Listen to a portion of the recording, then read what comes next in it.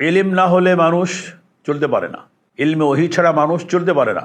দুনিয়াতে মৌলিকভাবে দুইটা ইলম, একটা হলো জাগতিক ইলম আর একটা হলো নববী ইলম বা ইলমে ওহী। জাগতিক ইলম যেগুলো মানুষের জীবন যাপনের জন্য প্রয়োজন, এগুলো মানুষ নিজে চিন্তা করে, ভাবনা করে, গবেষণা করে, আলোচনা করে, পরামর্শ করে এটা অর্জন করতে পারে, উদ্ভাবন করতে পারে। যদিও মৌলিকভাবে এ সকল এলেমও আল্লাহর পক্ষ থেকে আসছে। প্রথম মৌলিকভাবে আপনি ধান রোপণ করবেন, ধান কাটবেন, কখন কাটতে হয়, কখন রোপণ করতে হয়, কখন চারা রোপণ করতে হয়, ইত্যাদি ইত্যাদি বিষয়গুলো, এগুলো আল্লাহর পক্ষ থেকেই শেখানো হয়েছে। এরপরে মানুষ তাদের প্রয়োজনে জ্ঞান গবেষণা করে অনেক কিছু করছে। মানুষ চাঁদে যাচ্ছে, মানুষ মহাকাশের জ্ঞান অর্জন করতেছে, অনেক কিছু করতেছে। এগুলো মানুষ জ্ঞান গবেষণার মাধ্যমে করতেছে, প্রয়োজন অনুভব করতেছে, গবেষণা করতেছে, লাভ করতেছে। সঠিক অঠিক চূড়ান্তটা বলা যায় না, কোনটা সঠিক কোনটা অঠিক চূড়ান্তভাবে সবগুলো বলা যায় না। আর একটা হলো ইলমে ওহী। এটা মানুষ গবেষণা করে, চিন্তা করে, পরামর্শ করে, ভাবনা করে আবিষ্কার করতে পারে না। যেমন আমি মুসলমান, আমি বিশ্বাস করি, আমার বিশ্বাস হলো যে আমার মৃত্যুর পর আর একটা জীবন আছে। এটা কি কোনো গবেষণা করে আবিষ্কার করা যায়? সেই জীবনটা কেমন হবে এটাও আবিষ্কার করা যায় না। সেই জীবনে আমার জন্য সুখও আছে, দুঃখও আছে। সুখের জায়গার একটা নাম আছে, দুঃখের জায়গার একটা নাম আছে। কবরে আমার কি পরিস্থিতি হচ্ছে, কি পরিস্থিতি হবে, এখন যারা আছেন তাদের কি পরিস্থিতি হচ্ছে, এগুলো জ্ঞান গবেষণা করে, এগুলো সাধারণ দুনিয়ার লেখাপড়া করে, পিএইচডি করে, কোনো ডিগ্রি অর্জন করে এগুলো কেউ বলতে পারে না। এগুলো জানা যায় কিসের মাধ্যমে? ইলমে ওহীর মাধ্যমে। এই জন্য নবী করিম সাল্লাল্লাহু আলাইহি ওয়াসাল্লামকে আল্লাহ তাআলা ইলমে ওহী দান করছেন যে আমার সম্পর্কে এবং আখিরাত সম্পর্কে আপনাকে আমি জ্ঞান দিলাম, এই জ্ঞান আপনি আপনার উম্মতকে দিবেন, কিয়ামত পর্যন্ত আগত মানুষকে আপনি দিবেন। সেটা রাসূল সাল্লাল্লাহু আলাইহি ওয়াসাল্লাম আমাদেরকে দিয়ে গেছেন। রাসূল সাল্লাল্লাহু আলাইহি ওয়াসাল্লাম চলে গেছেন, উলামায়ে কেরামকে প্রতিনিধি বানিয়ে গেছেন। ইন্নাল উলামা ওয়ারাসাতুল আম্বিয়া। উলামায়ে কেরাম হলেন নবীদের উত্তরাধিকারী, ইলমের উত্তরাধিকারী, বিষয় আশয়ে জাগতিক সম্পদের উত্তরাধিকারী না, ইলমের উত্তরাধিকারী। যে ইলম আল্লাহ তাআলা ওনাকে দান করেছিলেন, সেই ইলম ওনার মাধ্যমে আমরা অর্জন করেছি।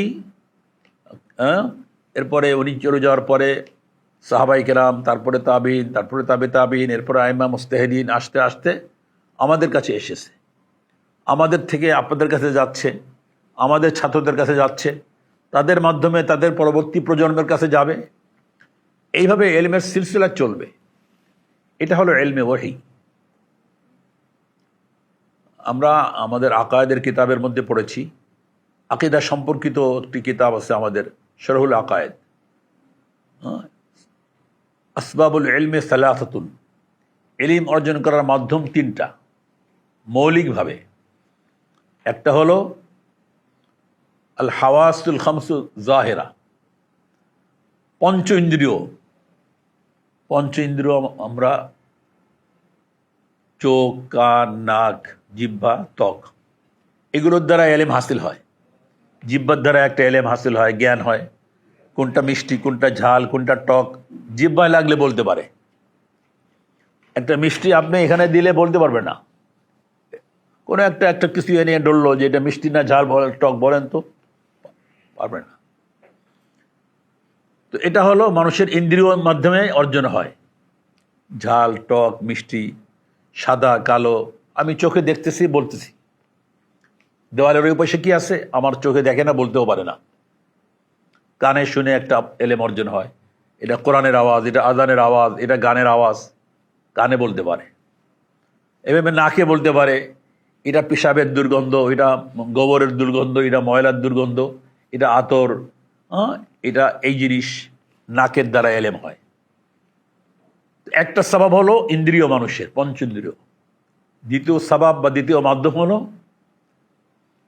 আকল, জ্ঞান, যেটা এতক্ষণ বললাম। জ্ঞানের দ্বারা মানুষ বিভিন্ন ইলম অর্জন করে। গবেষণা করে করে মানুষ অনেক কিছু আবিষ্কার করে।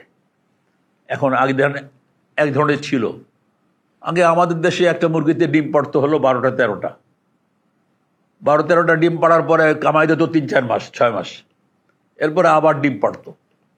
এখন ডিম পাড়ে 360 দিনের 350 দিন বিরতিহীনভাবে ডিম পাড়ে।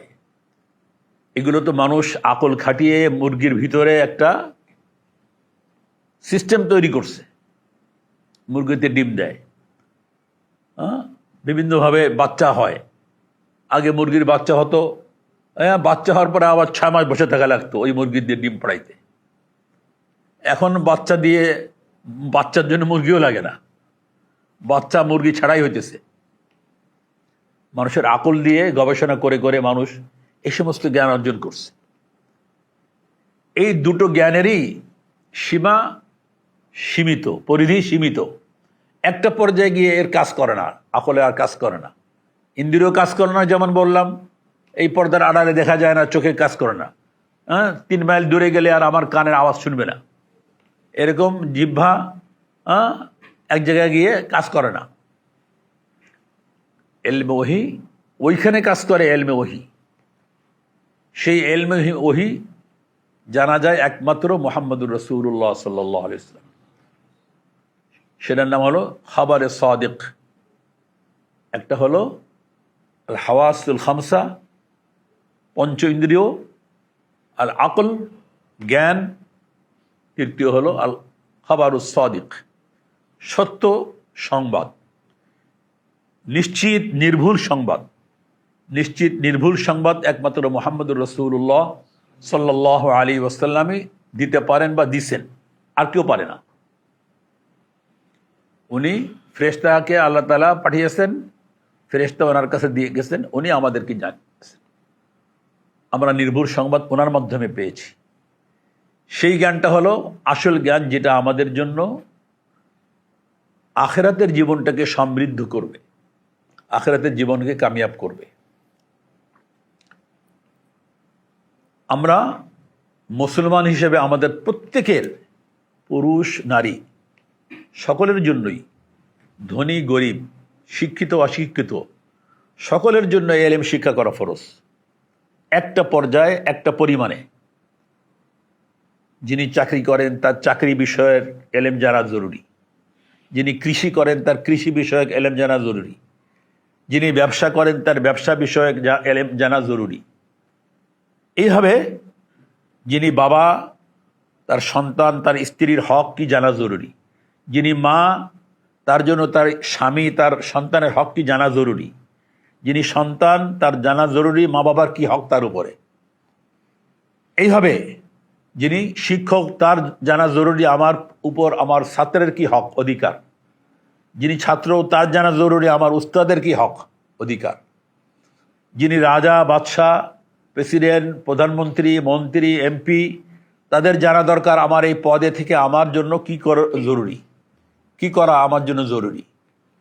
আল্লাহ তাআলা প্রত্যেকেই কুল্লুকুম রাইন ওয়া কুল্লুকুম মাসউলুন আন রাইয়াতিহি, তোমাদের প্রত্যেকেই দায়িত্ববান, দায়িত্বশীল, এবং প্রত্যেককে তার দায়িত্ব সম্পর্কে, তার অধীনস্থ সম্পর্কে জিজ্ঞাসা করা হবে, তার অধীনস্থ ব্যক্তিবর্গ সম্পর্কে জিজ্ঞাসা করা হবে। এই এলেমটা হলো এলমে ওহী। এলেমে ওহী সমস্ত মুসলমানের জন্য জানা জরুরি, ইলমে ওহীটা। তো আমরা সেই চেষ্টাটা করতেছি আপনাদের জন্য। আমরা একটু আমাদের সীমিত সামর্থ্যের মধ্যে একটু অবদান রাখার চেষ্টা করতেছি। আপনারা সহযোগিতা করবেন, আপনারা চেষ্টা করবেন। এটা একটা সদকায়ে জারিয়া। হাদিসের মধ্যে আসছে যে 3টা আমল মৃত্যুর পরও তার জারি থাকে, সব জারি থাকে তার আমল নামায়। তার মধ্যে একটা হলো ইলমুন ইউনতাফাউ বিহি, এমন এলেম কাউকে দেওয়া যে এলেম দ্বারা, যিনি এলেম দিলেন তার মৃত্যুর পরেও উপকৃত হওয়া যায়। তো আপনি যদি কোনো আপনার বন্ধুকে, আপনার সাথীকে, আপনার ভাইকে এনে এই মজলিসে শরিক করলেন, আপনার মাধ্যমে তিনি এলেম অর্জন করার সুযোগ পেল। এই এলেম আপনার মৃত্যুর পরে, আমার মৃত্যুর পরেও তিনি যদি বেঁচে থাকেন তাহলে তিনি তার দ্বারা উপকৃত হবেন। নামাজ পড়বেন ঠিক মতো, কোরআন পড়বেন ঠিক মতো, পর্দা রক্ষা করে চলবেন ঠিক মতো, হালাল হারাম বিচার করে চলবেন তিনি। এই সব কিছু করার যে সব, আপনি তার ভাগিদার, তার অংশীদার আপনিও, আমিও, যারা আমরা এই কাজে শরীক থাকবো। এই জন্য আপনারাও চেষ্টা করবেন যাতে নাকি আমাদের এই আমল, এই RIBDর এই আমলটা যেন সুন্দরভাবে চলমান থাকে, দিন দিন এটা আরও অগ্রগতি লাভ করে, আরও বেশি সুবিস্তৃত হয়। এই জন্য আপনারা চেষ্টা করবেন, দোয়া করবেন, সকলে শরীর থাকার চেষ্টা করবেন। আমি আজকের মতো আপনাদের সামনে এখানেই আমার আলোচনা শেষ করছি। আল্লাহ তাআলা আমাদের সকলকে তার মর্জি মাফিক জীবনযাপন করার তৌফিক দান করেন। ইলমে ওহীদ দ্বারা আমাদের পরিপূর্ণভাবে খাঁটি মুসলমান হিসেবে জীবনযাপন করার তৌফিক দান করেন। আমিন। ওয়া আখিরু দাওয়ানা আলহামদুলিল্লাহি রাব্বিল আলামিন।